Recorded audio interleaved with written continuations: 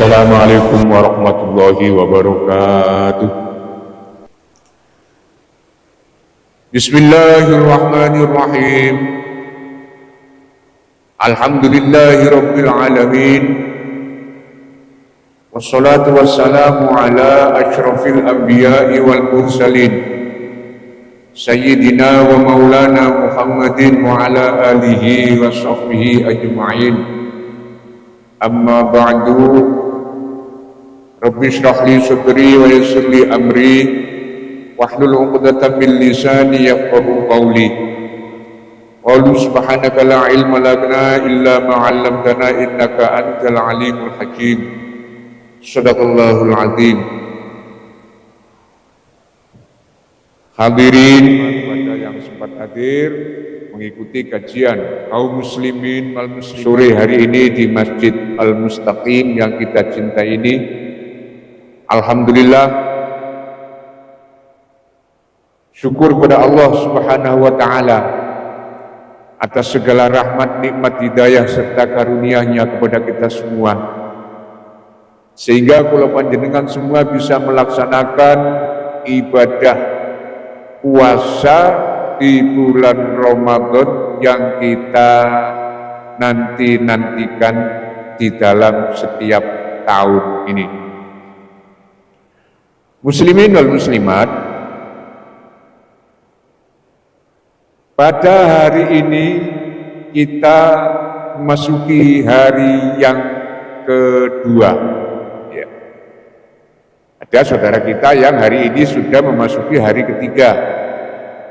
Namun semuanya itu sama-sama saja, baik yang puasa di hari Senin, mengawali di hari Senin, ataupun mengawali di hari kemarin, hari Selasa, semuanya itu masih dalam koridor syar'i, dibolehkan sah-sah saja.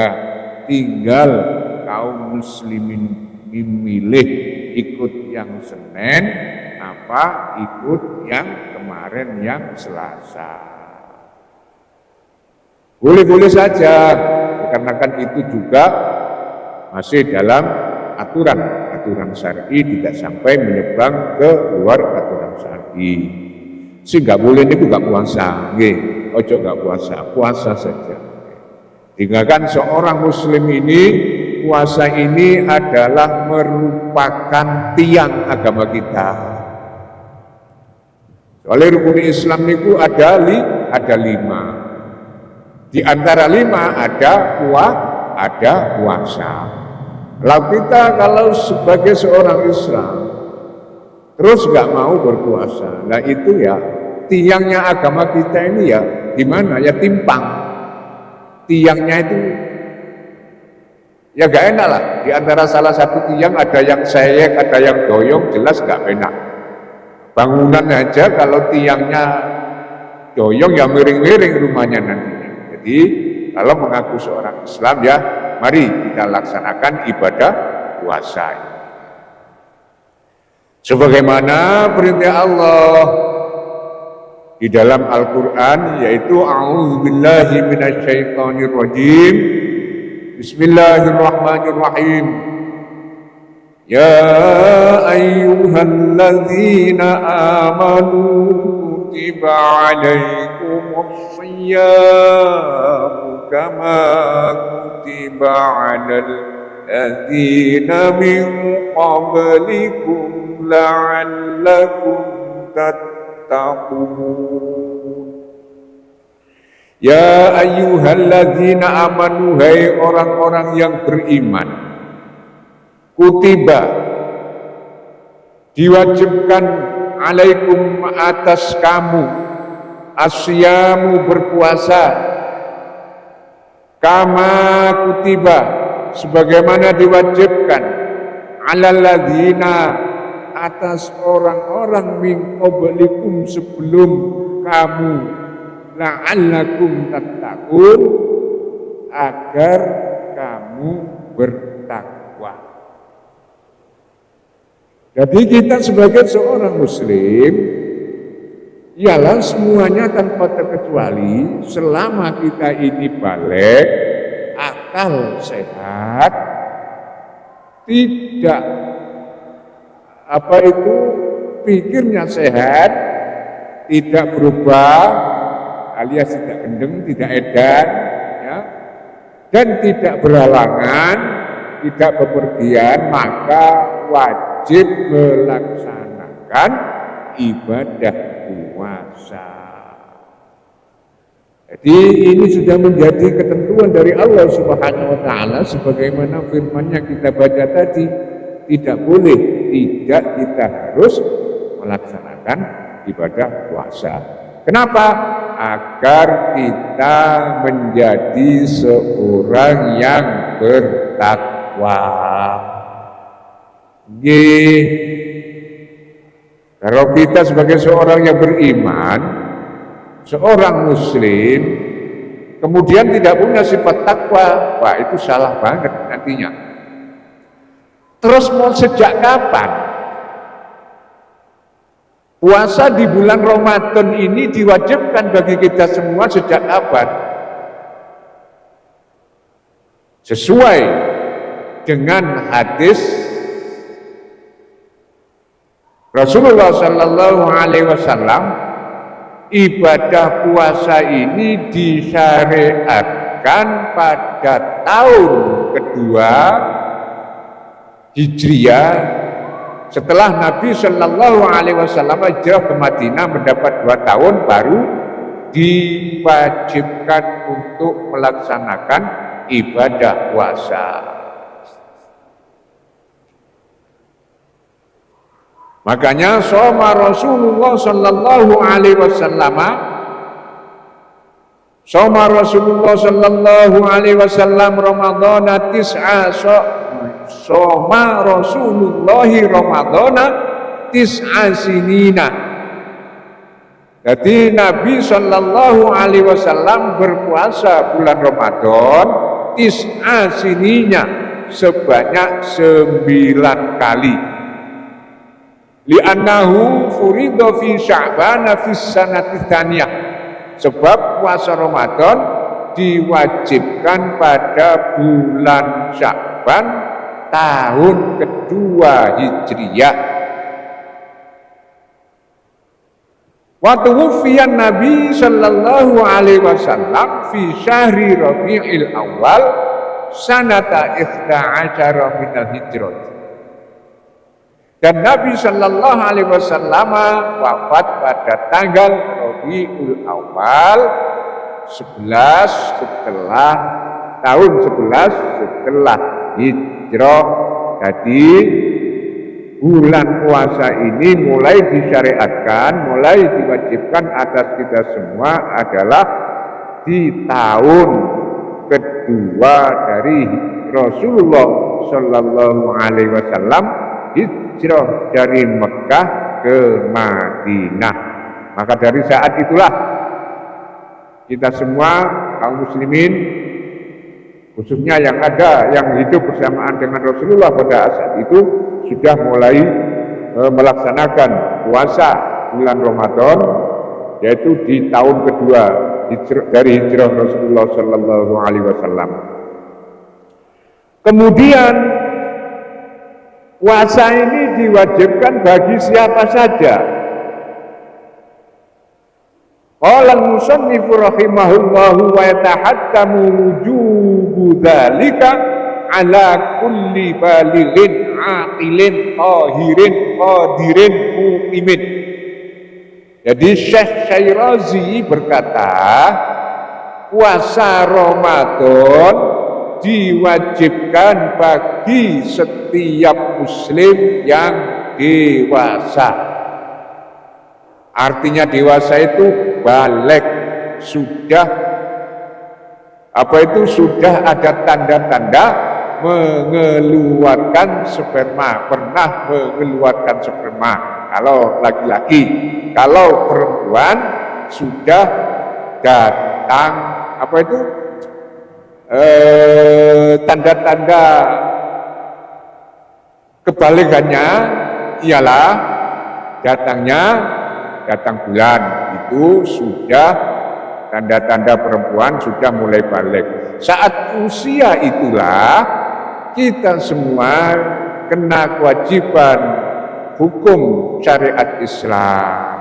Kalau nggak puasa ya dosa, nggak sholat dosa, nggak ngaji dosa, sembarang kali dosa.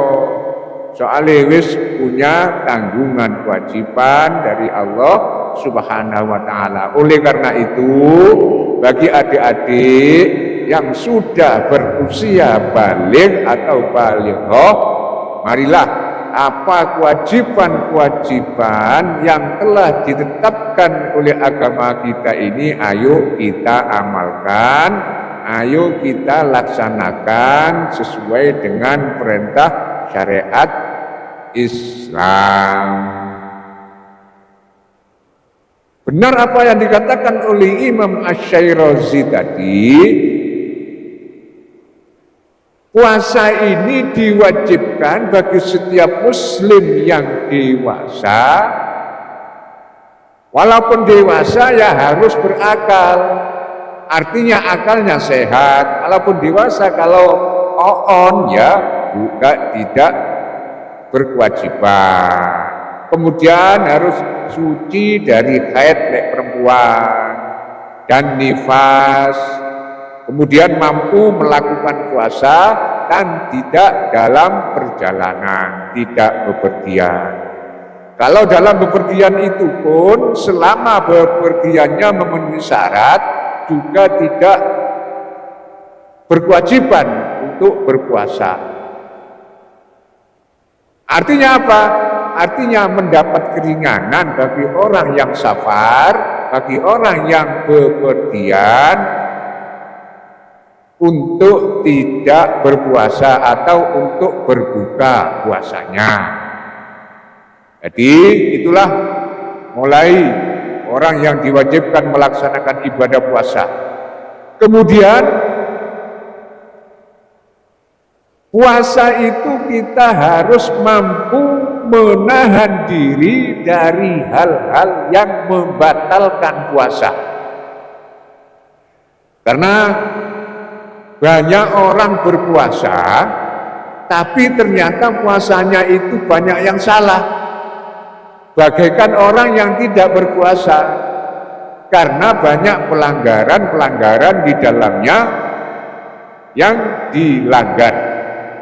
Jadi kewajiban selama berpuasa yang perlu kita perhatikan adalah menahan diri untuk tidak mengkonsumsi, untuk tidak makan dan minum, serta hal-hal yang membatalkan puasa mulai subuh sejak terbit matahari sampai maghrib, sampai terbenamnya matahari. Dilarang makan, minum.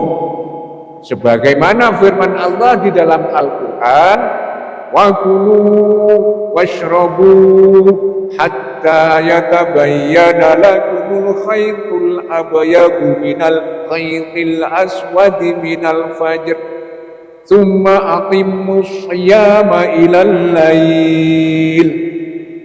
Wa kulu lan mangano sira kabeh, washrabu lan umbi-umbiyo sira kabeh, hatta yatabayana sehingga pertelo lakum marang sira kabeh apa al khaitul abyadu benang kang putih minal abyadil aswadi saking benang kang hitam kang ireng minal fajri saking fajar summa atimu mongko kari-kari nyempurnaake sira kabeh asyama ing poso ilal laili temeka marang wengi.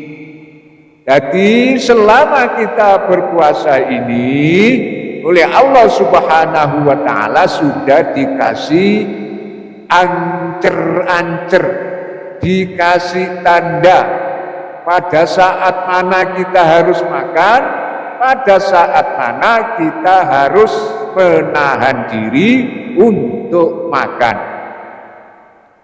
Di dalam ayat tadi disebutkan wakulu wasrobu, makan-makanlah, minum-minumlah sampai terlihat oleh kalian, yaitu antara terbitnya antara benang putih dan benang hitam, yaitu terbitnya fajar pada saat subuh. Artinya apa? Begini maksudnya. Hatta yatabayyana lakumul khaitul abyadu minal khaitil aswadi minal fajr, itu sebelum subuh itu para kaum muslimin rahimakumullah, sebelum subuh itu ada dua fajar yang terbit. Pertama yaitu fajar kadzib. Nah, fajar kadzib inilah yang disebut di sini adalah khaitul abyad, benang putih. Jadi itu fajar terbit pertama kali itu sebelum subuh. Kemudian kalau sudah fajar terakhir yang dinamakan fajar shodiq, itulah minal khaitil aswadi minal fajar, itulah fajar yang terakhir. Artinya kita sudah tidak diperbolehkan makan. Sebelum itu kita harus mencegah makan yang dinamakan imsak, yaitu mencegah. Jadi ada waktu 10 menit, sekitar 15 atau 10 menit dari adzan subuh, itu waktu imsak, kita harus sudah menahan diri. Jangan sampai kita makan dikhawatirkan kebablasan, garu fajar wis teko. Ya kalau sekarang insya Allah kita gak sampai kebablasan ya, dikarenakan sekarang sudah canggih, waktu-waktu kita sudah kita ketahui. Kalau dulu saya di desa itu untuk menentukan fajar itu susah. Masjid-masjid gak ana corongi ya, ono-ono beduk, ono-ono jidor ngenteni subuh. Kadang-kadang jarang orang tidak tahu waktu subuh kapan ada nang masjid. Nah itu harus benar-benar teliti dalam menentukan kapan waktu imsak, kapan waktu kita sudah tidak diperbolehkan makan. Dan yang paling penting lagi adalah hal-hal yang mewajibkan kula panjenengan agar puasa kita ini sah di mata Allah, ialah dengan mengucapkan niat. Jangan sampai lupa niatnya. Setiap malam niatnya puasa itu menurut Imam Syafi'i kita harus niat setiap malam. Nawaitu soma ghodin an adai fardhi syahri ramadhani hadhihi sanati fardhan lillahi ta'ala. Itu tiap malam dilaksanakan niatnya. Kalau panjenengan gak niat ya puasanya gak sah, atau niatnya lupa, sama saja tidak sah puasanya kalau tanpa niat. Dan niatnya puasa itu ialah pada malam hari, pokoknya bengi sebelum waktu subuh, sebelum waktu fajar, sebelum waktu kita dilarang untuk makan makanan. Kemudian kita dilarang makan itu mulai terbit fajar shodiq sampai tenggelamnya matahari. Ya, sampai tenggelamnya matahari. Mulai subuh itu, mulai adzan subuh itu sudah dilarang untuk makan sampai nanti yaitu waktu matahari tenggelam alias waktu maghrib. Jangan sampai kita itu melanggar aturan-aturan yang membatalkan yang telah dikasih rambu-rambu oleh syariat kita. Terutama barangkali ada pengantin baru, ya, pengantin baru itu biasanya hidup manten anyar pak seneng-senengi, nikahan oleh rong dino ketekan poso bulan Ramadan. Wah, ya apa rasane ngempet ya. Akhirnya nekat awan-awan berhubungan suami istri. Wah, niki di samping puasanya batal, melanggar aturan, dan itu wajib mengganti puasa 2 bulan berturut-turut. Loh, kok sampai begitu Pak? Kok sampai 2 bulan berturut-turut? Karena ini suatu ketetapan dari syariat. Barang siapa yang membatalkan puasa dengan cara berkumpul dengan suami istri disengaja, maka harus puasa 2 bulan berturut-turut.